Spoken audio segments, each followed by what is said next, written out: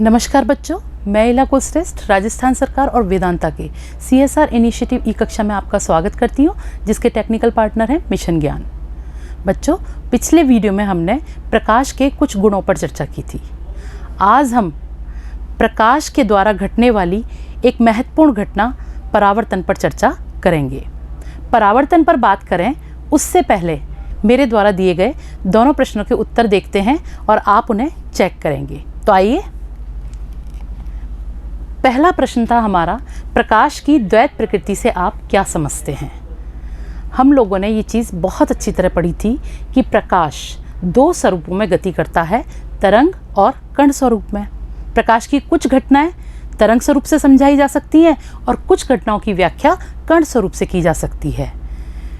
उसके बाद de Broglie नामक साइंटिस्ट ने इस दुविधा को समाप्त किया और उन्होंने बताया कि प्रकाश दोनों ही स्वरूपों में गति करता है। वो तरंग स्वरूप में भी गति करता है और कण स्वरूप में भी, और इसी को उन्होंने द्वैत प्रकृति का नाम दिया। इस बात को आप चाहें तो अपने शब्दों में भी लिख सकते हैं और चाहें तो इस प्रकार से भी लिख सकते हैं। प्रकाश दो स्वरूपों में गति करता है, पहला तरंग स्वरूप, दूसरा कण स्वरूप। प्रकाश की कुछ घटनाओं को प्रकाश के तरंग स्वरूप और लगातार गमन से समझाया जा सकता है, जैसे परावर्तन और अपवर्तन। इसी तरह से कुछ घटनाओं को प्रकाश के कण स्वरूप से गति करने पर समझाया जा सकता है, जैसे प्रकाश विद्युत प्रभाव आदि। प्रकाश की दोनों ही प्रकृति के कारण डी ब्रोगली नामक वैज्ञानिक ने इसे प्रकाश की द्वैत प्रकृति कहा। नेक्स्ट प्रश्न है हमारा बच्चों, पत्तियां हरी क्यों दिखाई देती हैं।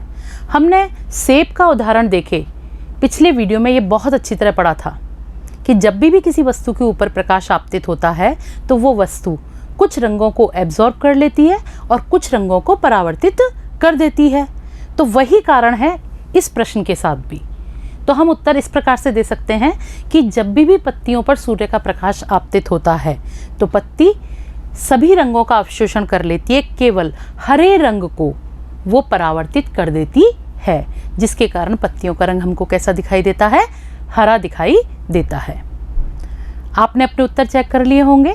अगर सही है तो बहुत अच्छी बात है, नहीं तो दोनों प्रश्नों के उत्तर आप यहाँ से उतार सकते हैं और अपने करेक्ट कर सकते हैं। तो आइए चलते हैं आज के टॉपिक पर, परावर्तन। परावर्तन क्या है?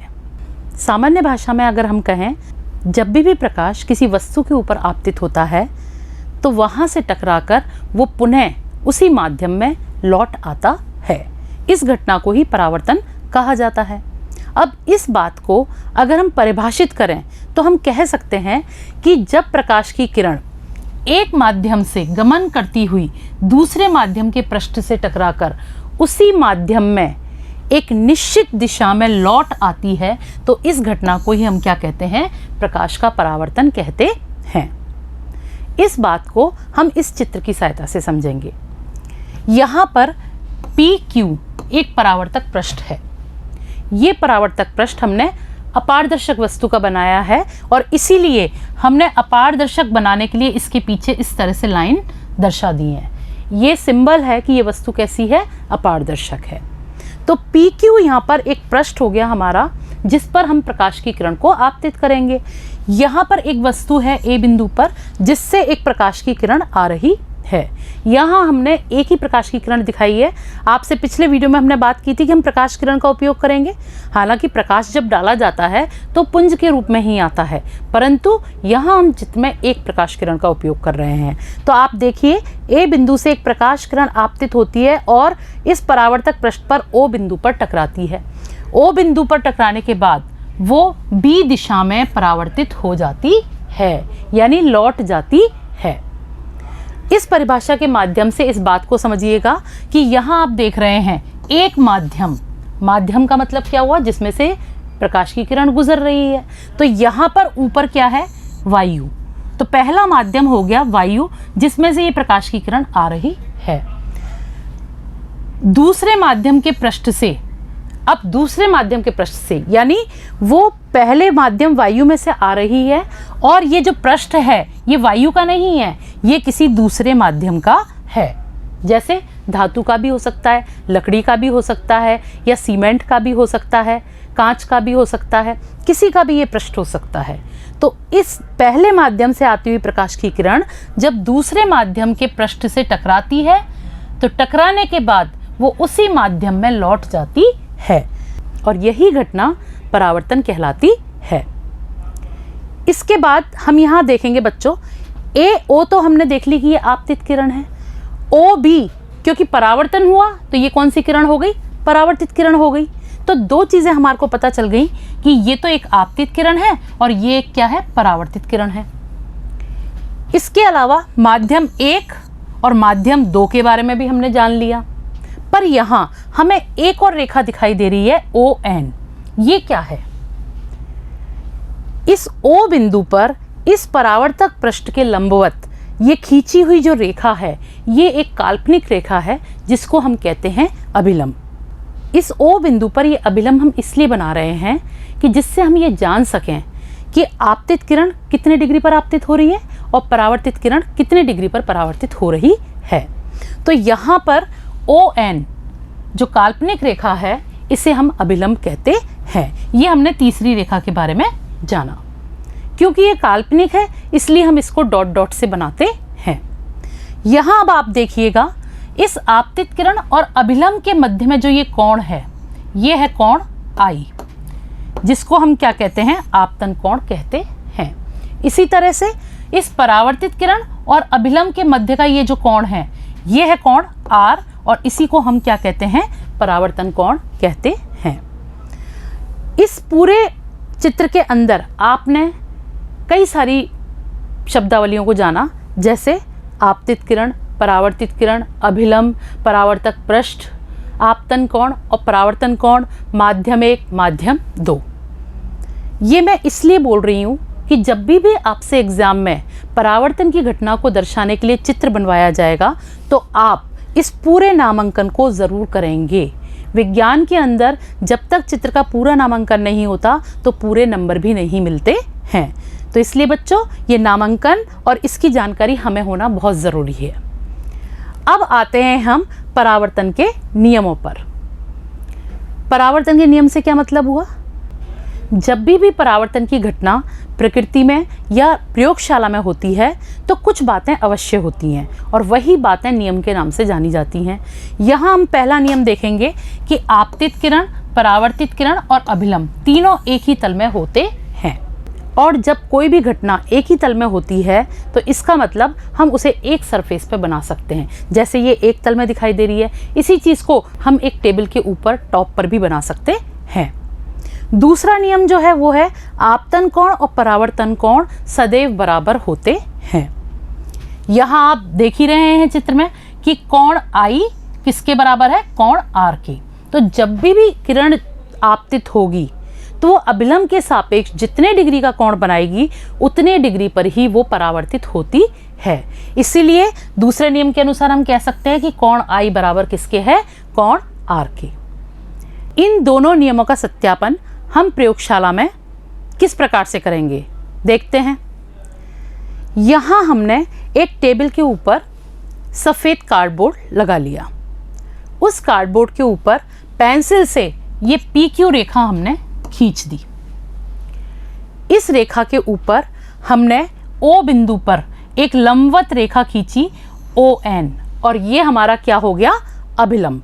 क्योंकि एक काल्पनिक रेखा है इसलिए हमने इसे डॉट डॉट से दर्शा दिया है। यहाँ पे इस अभिलंब पर चांदा रखकर और इस PQ रेखा को आधार मानते हुए हमने एक कोण बनाया निश्चित मान का। सपोज हमने 30 डिग्री का कोण बनाया है और इस कोण को बनाकर हमने चांदे को हटा दिया और इस रेखा को पूरा खींच लिया पेंसिल की सहायता से।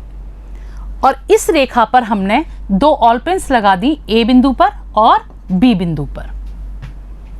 इसके बाद हमने इस PQ रेखा पर एक समतल दर्पण खड़ा किया। हम सबके घर में समतल दर्पण होता है जिसमें हम अपना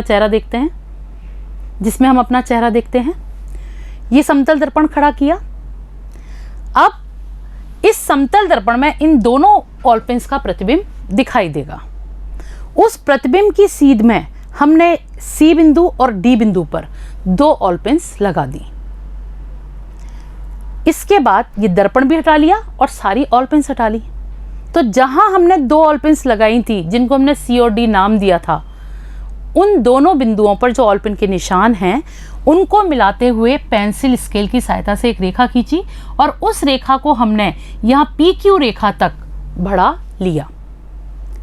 अब इस अभिलंब पर वापस चांदा रखा और अभिलंब और इस किरण के बीच में हमने क्या किया, कोण का नाप देखा।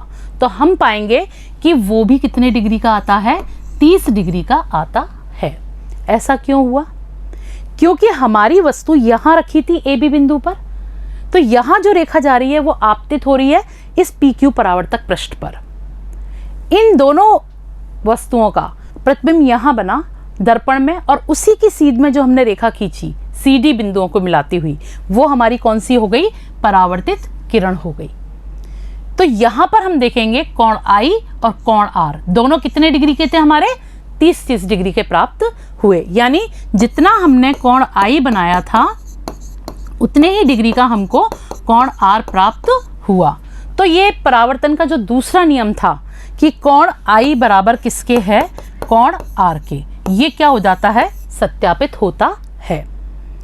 इस बात को हम 30 डिग्री के अलावा अलग अलग मान के कोण रख के भी ज्ञात कर सकते हैं। अगर हम यहाँ 15 डिग्री का आपतन कोण बनाएंगे तो हमें 15 डिग्री का ही परावर्तन कोण प्राप्त होगा। अगर हम 60 डिग्री का बनाते हैं तो हमें 60 डिग्री का परावर्तन कोण प्राप्त होगा। तो अलग अलग मान रख के हम इस घटना को दोहराएंगे तो हमें परावर्तन के द्वितीय नियम का सही होने का ज्ञान होता है।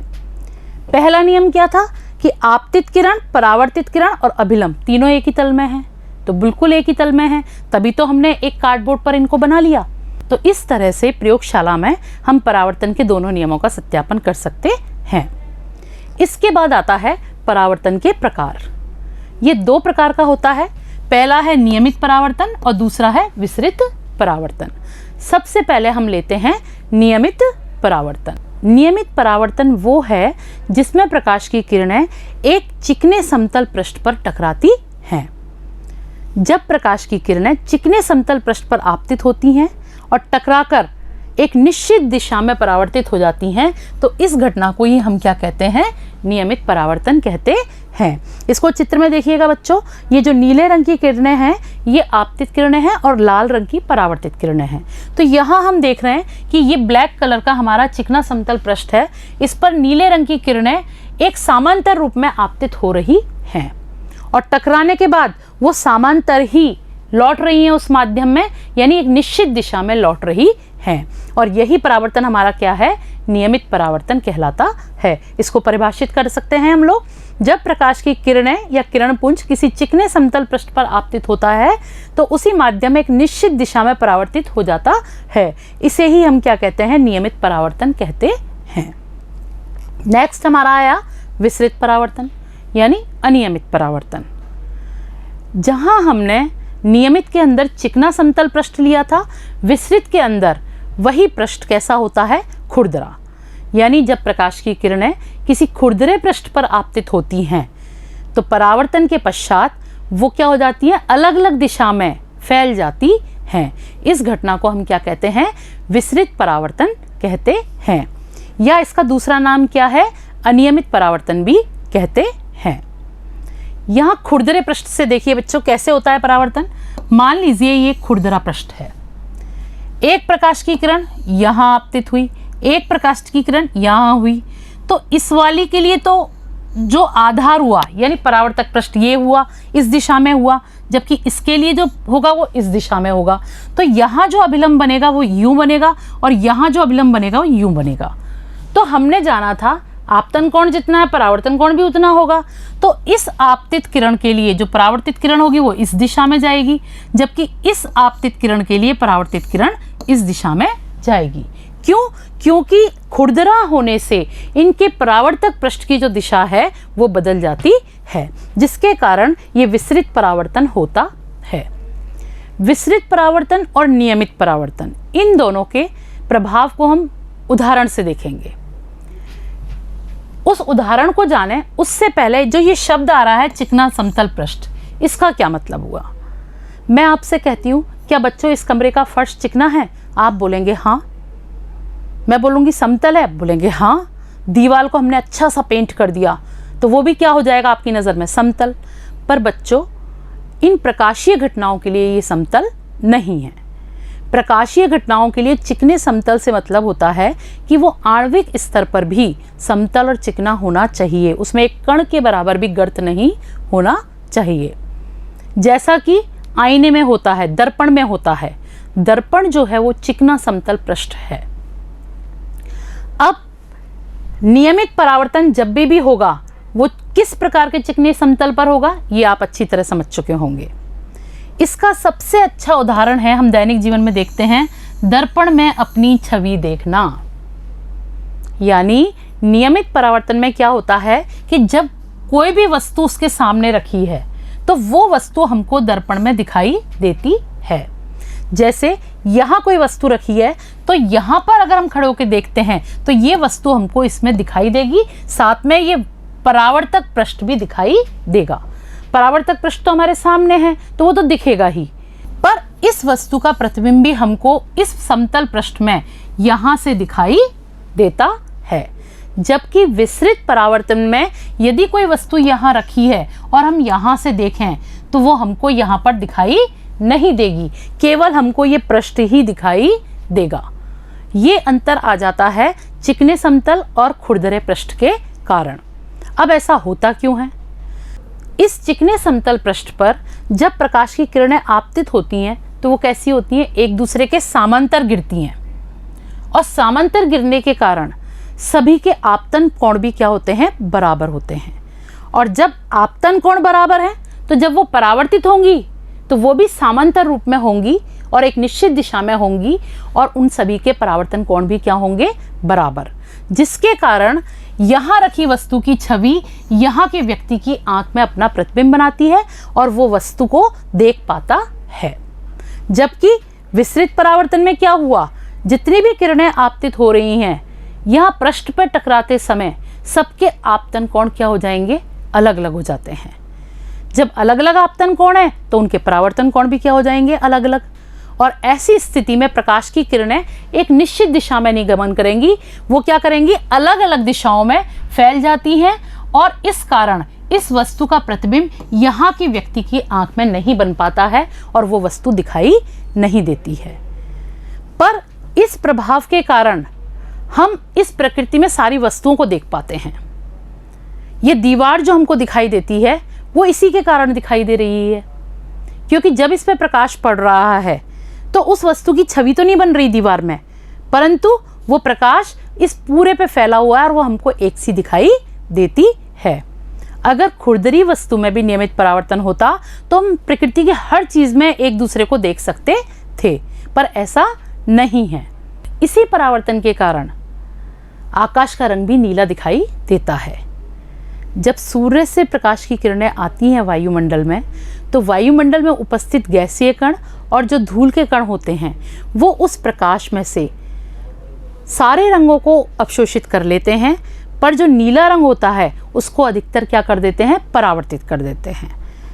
और चूंकि वो परावर्तन कैसा है, विसरित परावर्तन, इसीलिए नीला रंग चारों ओर बिखर जाता है और हमें आकाश कैसा दिखाई देता है, नीला दिखाई देता है। बच्चों, इसी के साथ एक चीज़ और है जो आपकी किताब में है। बच्चों, इसी के साथ एक प्रश्न आपके कभी कभी आता है कि अंतरिक्ष में काला क्यों दिखाई देता है। अंतरिक्ष काला इसलिए दिखता है क्योंकि जब सूरज का प्रकाश अंतरिक्ष में से आता है तो वहाँ पर कोई भी कण ऐसा नहीं है जो उस प्रकाश में से किसी भी रंग को या किसी भी प्रकाश की किरण को क्या कर सके, परावर्तित कर सके, जिसके कारण हमें आकाश वहाँ पे कैसा दिखाई देता है, काला दिखाई देता है। जब किसी भी रंग का परावर्तन नहीं हुआ तो वहाँ पे हमें क्या दिखाई देगा, अंधेरा, और इसलिए अंतरिक्ष हमको काला दिखाई देता है। अब हम जितना पढ़ा है उस चीज़ को दोहराएंगे। आज हमने देखा परावर्तन क्या होता है, फिर परावर्तन के नियम, इसके साथ ही परावर्तन का नामांकित चित्र कैसे बनेगा वो देखा, फिर परावर्तन के प्रकार नियमित और विसरित, और दोनों ही प्रकार के परावर्तन को हमने उदाहरण के द्वारा समझा। आज इस पढ़ाए गए टॉपिक के मैं 2 प्रश्न दे रही हूँ आपको, आप अपनी उत्तर पुस्तिका में नोट करेंगे। पहला प्रश्न है, आकाश का रंग नीला क्यों दिखाई देता है? दूसरा, यदि एक समतल पृष्ठ पर आपतित किरण अभिलंब के सापेक्ष 30 डिग्री पर आपतित होती है तो परावर्तन कोण का मान एवं परावर्तक पृष्ठ तथा आपतित किरण के बीच के कोण का मान बताइए।